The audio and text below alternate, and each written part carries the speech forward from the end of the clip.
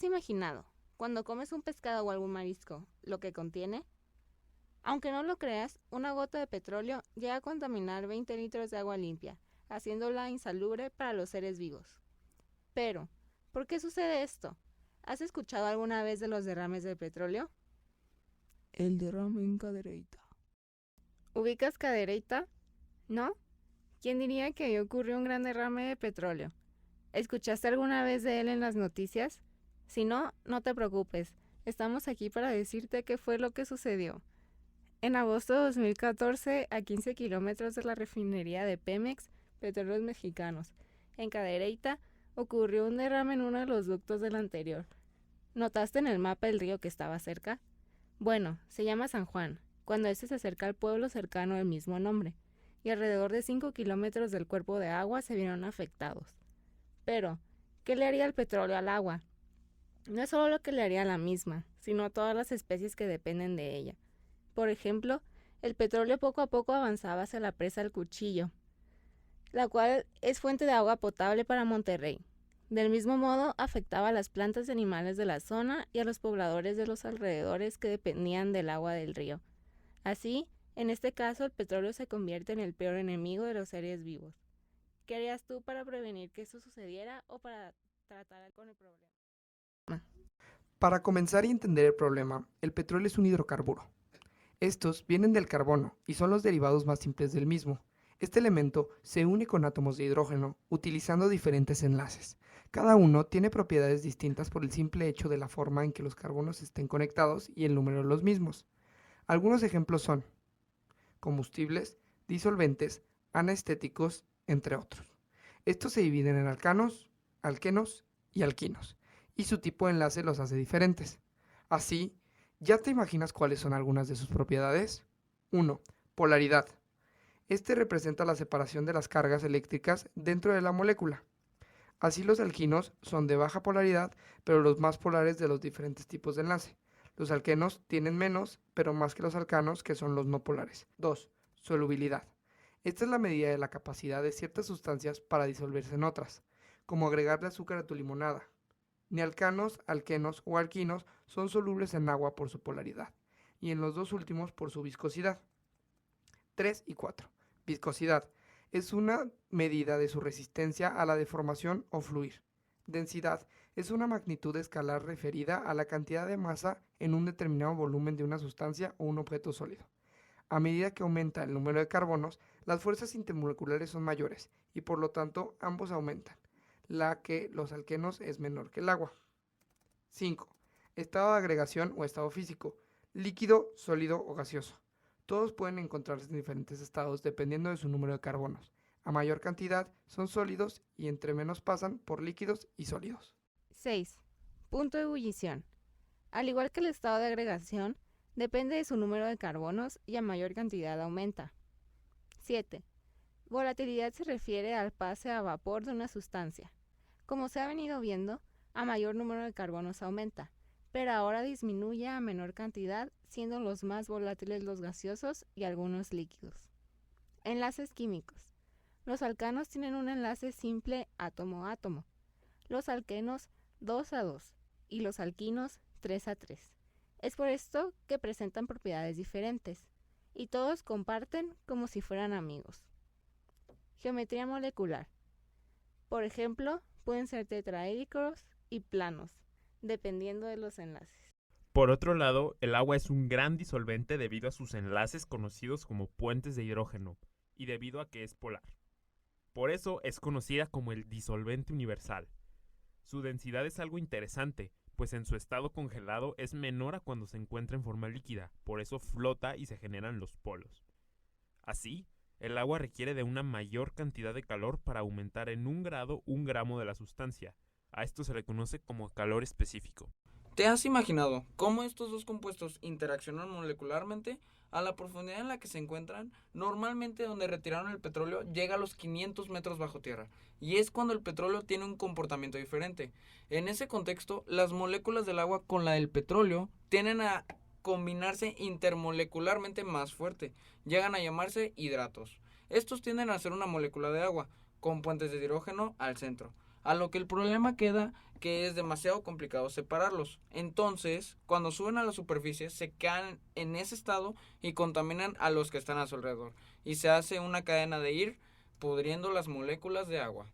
Al ser que en el petróleo tiene tantos compuestos internos, no se puede saber exactamente cuál conexión intermolecular tiene. Se puede saber que el agua es un compuesto polar, y los hidrocarburos normalmente son muy apolares. Ya que el número de átomos de carbono varía dependiendo su posición, le da al petróleo diferentes propiedades químicas y físicas.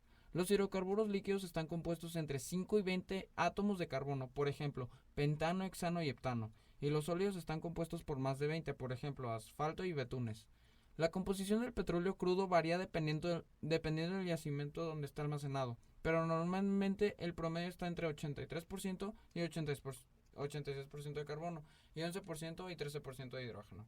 Mientras mayor sea el contenido de carbono en relación al hidrógeno, la cantidad de productos pesados en el crudo es alta. Sin embargo, se ha comprobado que entre más viejo el crudo tienen más hidrocarburos sólidos y gaseosos.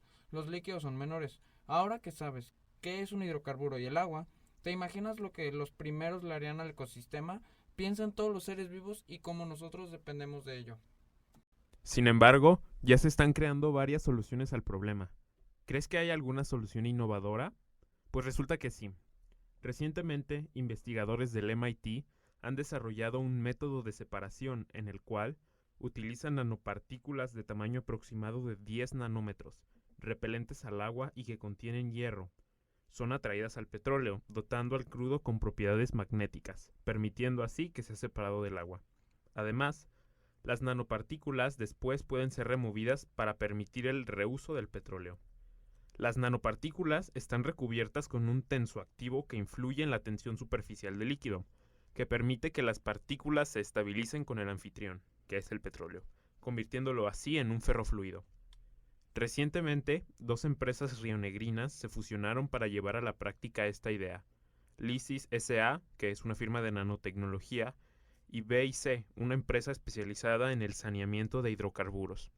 Ya se ha patentado esta técnica a principios de 2019, cuando también se pasaron las primeras pruebas piloto, y se espera pasar a la producción industrial en 2020.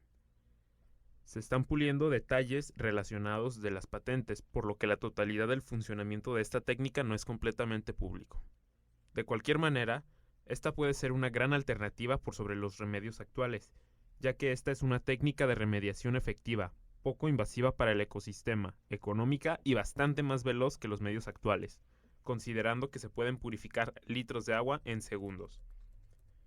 No olvidemos que es nuestro derecho tener agua limpia para todos, pues en la Resolución 64-292 de la Asamblea Nacional de las Naciones Unidas se reconoce el derecho al agua y al saneamiento, afirmando que es indispensable para una vida digna disponer de agua suficiente, saludable, aceptable, físicamente accesible y asequible.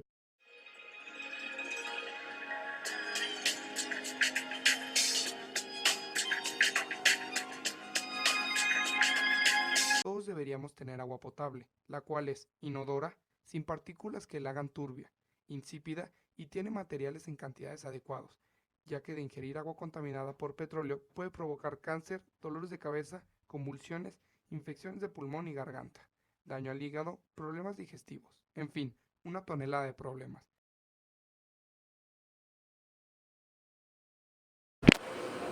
Yo creo que gracias a que vivimos en un mundo donde el mercado del petróleo ha sido gran parte de nuestro sustento económico, las comunidades y los gobiernos han pedido menos y menos rigor a todas las compañías de petróleo.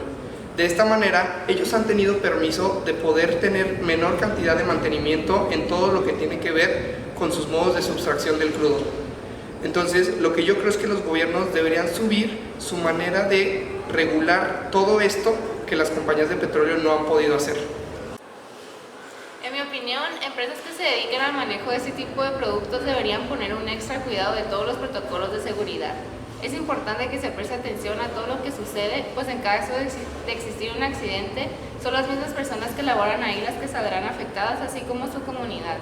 No considero que se haya respetado el derecho al agua y el ambiente sano por el daño de un recurso tan importante en el que dependían varias personas de una comunidad. Del mismo modo, toda persona tiene que tener un entorno saludable y con recursos. El hecho que esos están siendo dañados incluso afecta a la salud y economía y un descuido genera problemas para todos. En mi opinión, el derecho al agua potable y limpia es como el derecho a la vida misma, pues de este valioso líquido dependen la salud y el bienestar humano. Claramente este derecho es violentado cada que hay un derrame de hidrocarburos, afectando no solo la salud humana, sino también la de la flora y la fauna, rompiendo a su vez la homeostasis natural del medio. La herramienta más valiosa que tenemos contra esta situación es la prevención, que debe surgir de un trabajo conjunto entre gobiernos, las empresas de hidrocarburos y los habitantes de las comunidades. Además, es importante la concientización entre los habitantes del resto del país, para que estén al tanto de este tipo de situaciones y puedan brindar su apoyo cuando sea necesario, contribuyendo a reducir el impacto ambiental y mejorar las condiciones de vida de los pobladores. En mi opinión, empresas que se dediquen al negocio de los hidrocarburos hagan pruebas con los nuevos métodos de prevención por si llega a pasar algún accidente. Puede que los accidentes no sean tan comunes, pero si ocurre alguno, puede dañar al medio ambiente y a los seres vivos gravemente.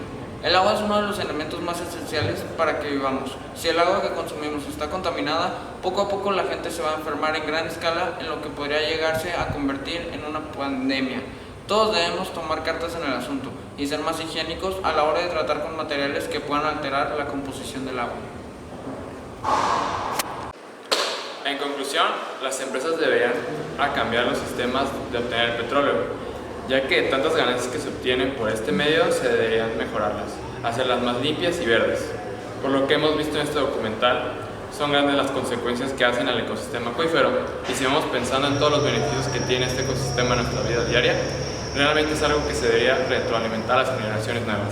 Tenemos que proteger a nuestro planeta, ya que todo está pasando por la mano del ser humano.